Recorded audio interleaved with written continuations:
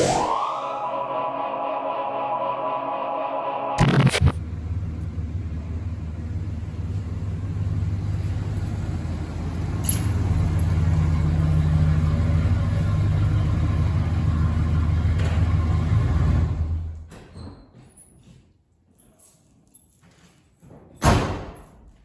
guys, John from Eastern Hot Rodder. We're about to start our next project. We're going to call it Lowered Things. This is our 86 Suburban. It's been my daily driver for over a year. Before it was in my possession, it was used as an extra background vehicle in the TV series Stranger Things. So we're going to call it Lowered Things. Today we're going to get it up on the lift. We're going to put in a set of drop spindles in the front from Beltec, and in the rear we're going to use a set of ground force drop shackles to get the back down about 2 inches. Okay, so here are the components we're going to be using. So these are the drop spindles from Beltec. I have not used drop spindles before. Most of my stuff is solid axle stuff that I mess with when it comes to altering suspensions. So these Beltec drop spindles are a really nice piece. They come pre-painted and pre-finished. They're very nicely made. The way they work is the center line of the spindle has been moved up 3 inches. So it drops the front of your vehicle by 3 inches, but it maintains your original ride, which is a nice feature to have, especially when you like the way that Suburban rides.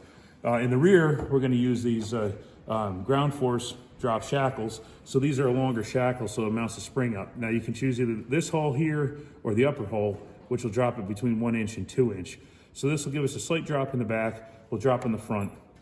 And they're all made in USA, very nicely made, good and strong. So they're going to be a good strong component. So when we actually put more power to the Suburban and get a trailer hitch and stuff on it, it'll be able to pull a trailer no problem.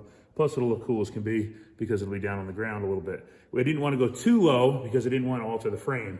If we go much lower than the 2 inch drop on the Suburban, we'll have to either C-notch the frame or completely cut the frame out and raise the cargo floor. And I don't want to do that in this Suburban because we're going to be using this as the family hauler and car hauler.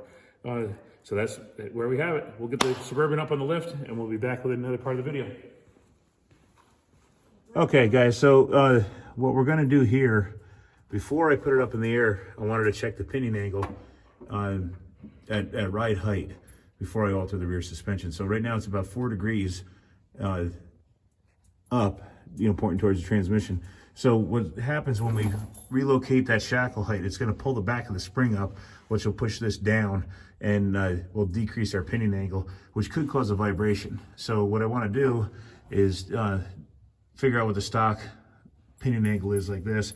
That way, if I do have a vibration, I can check the degrees of the pinion after I install the shackles, and I'll know how many degrees shim I have to get to correct that vibration problem. Pinion angle is a lot more important than a lot of people realize. But hey, since we're under here, look at this. All rust free. It's nice, clean, solid, square body Suburban. And this is why we're starting with this one. It's a nice, clean little truck. The thing we did was we wrote how high it is off the ground, 32 3/4 inches, as it sits at its stock ride height. And there's Holly making her noises. And then in the back, 31 5/8 is its ride height still. There's my weirdo. She's giving Liberty a hard time. We're going to do the front first because nothing's worse than a squatted truck.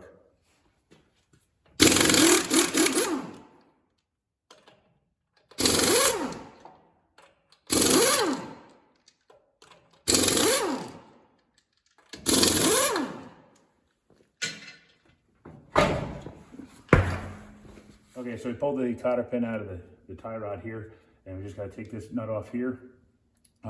Once we break this loose, do the same thing on the other side, pull the cotter pins out of the spindle bolts, and before we take those out, we got to remove the caliper, then remove the rotor and everything. All right, here we're taking this off.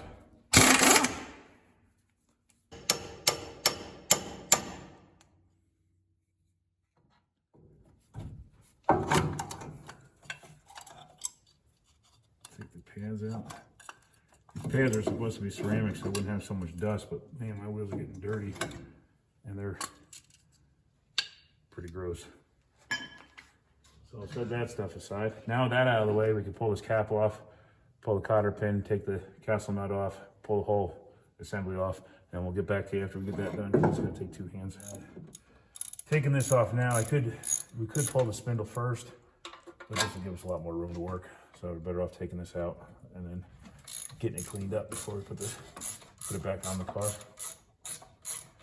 Just 3 bolts, they're 1/2 inch head on them.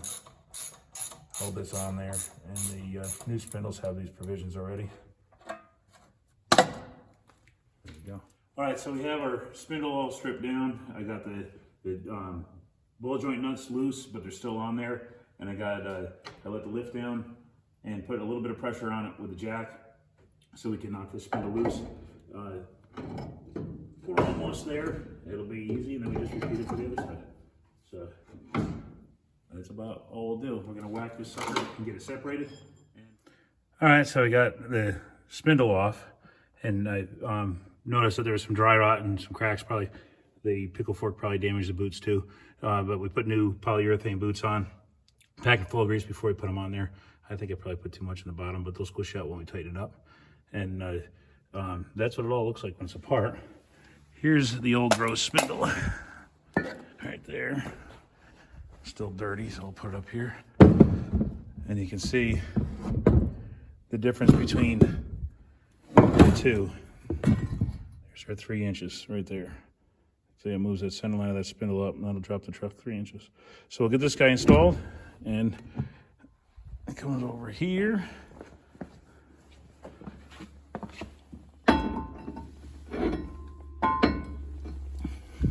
Yeah, I'm probably gonna have to put this camera down.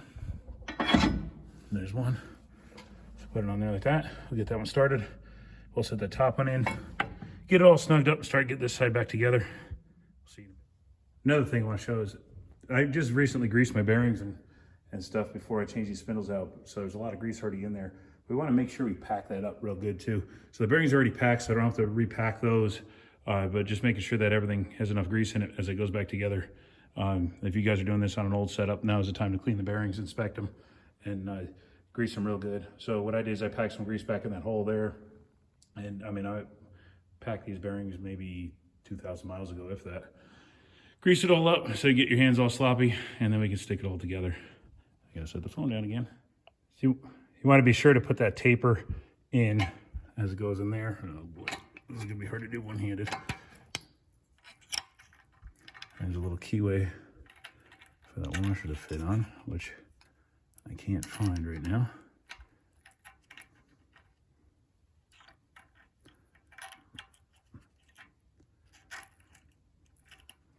There we go.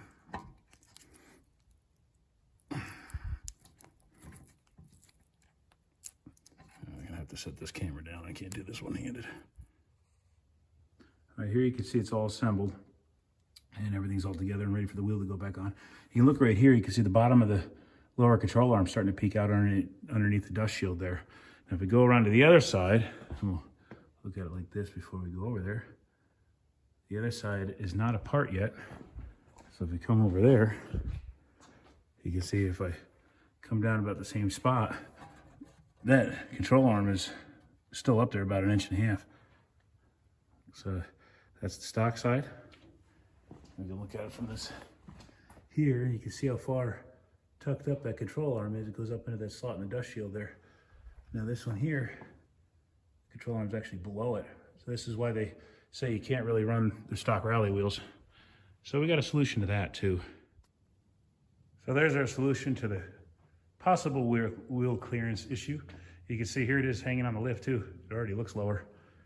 So it's gonna be pretty cool when it's all on the ground. I can't wait. Okay guys, so here we are. We're on the back of the vehicle now. And what we have to do is we have to get up, and I'm gonna do this driver's side first. I'll show you why.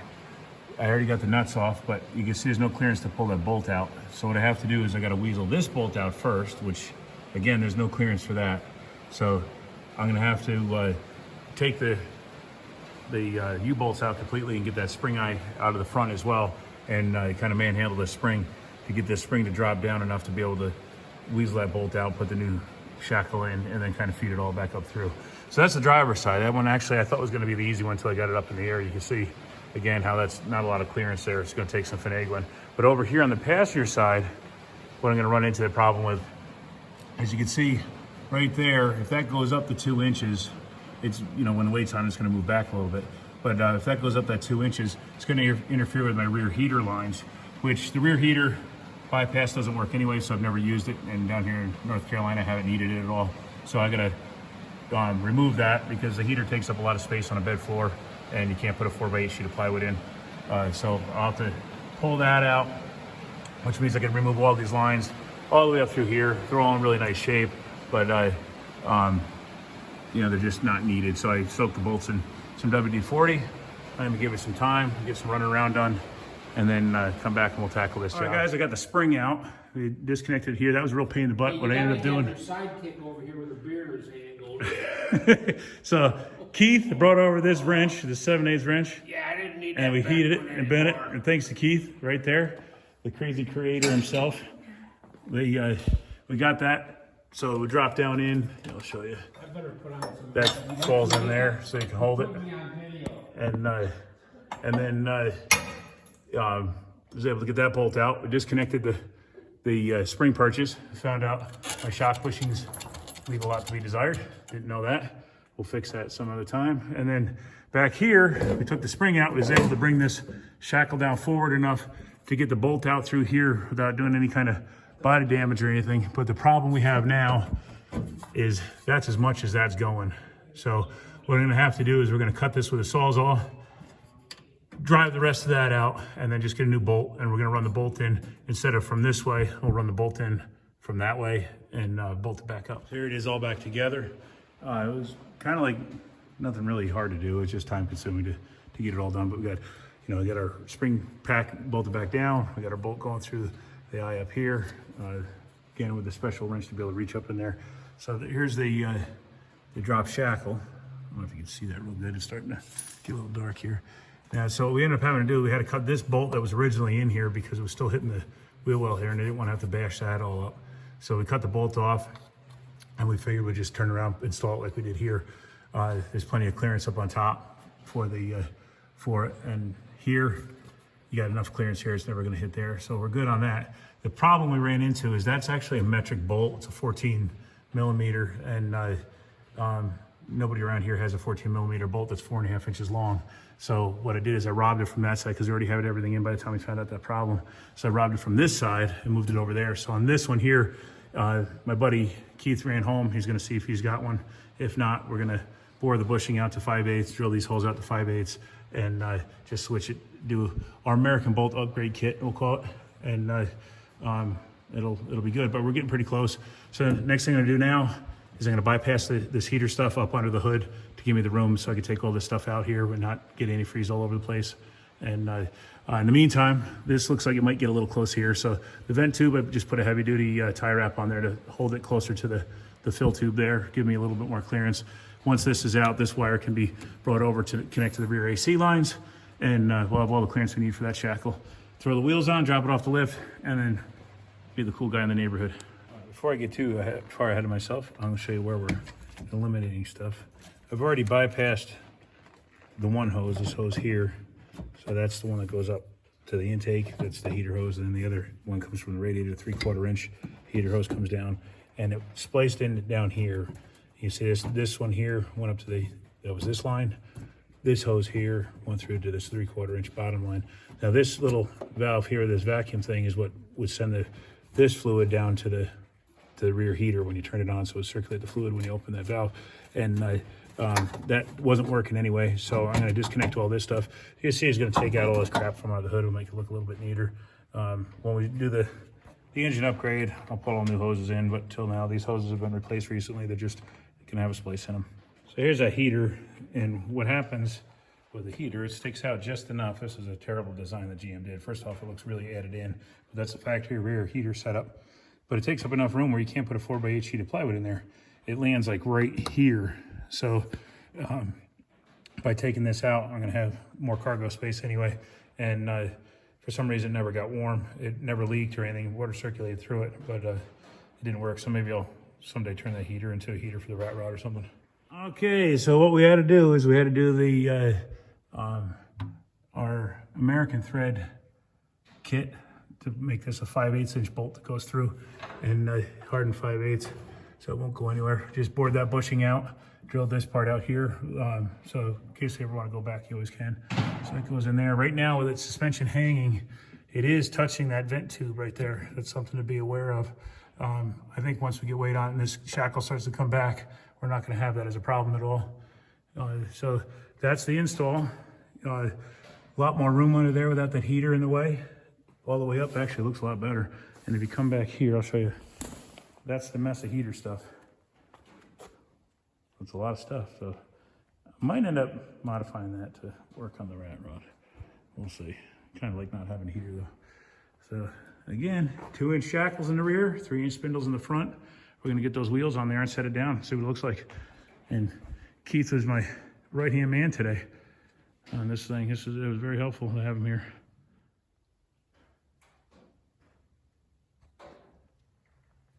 So there it is. Should be 3 inches lower in the front, 2 inches in the back. Gives it a more aggressive look. Should handle better and everything.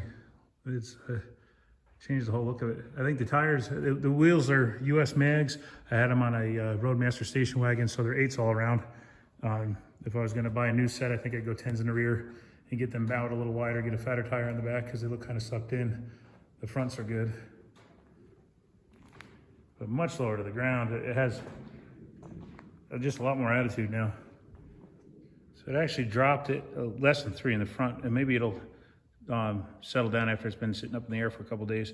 But I got 30.5, and it was at 32 3/4, so it dropped it 2.5 inches, and or 2 1/4 to 2.5 inches. It's just under 30.5 in the front, and then out back it was it's down to 30 1/4, if I remember right. I just measured it too, and I can't remember it. But originally it was 31 5/8. So I got just slightly less than 2 inches of drop in the rear, and about 2.5 in the front.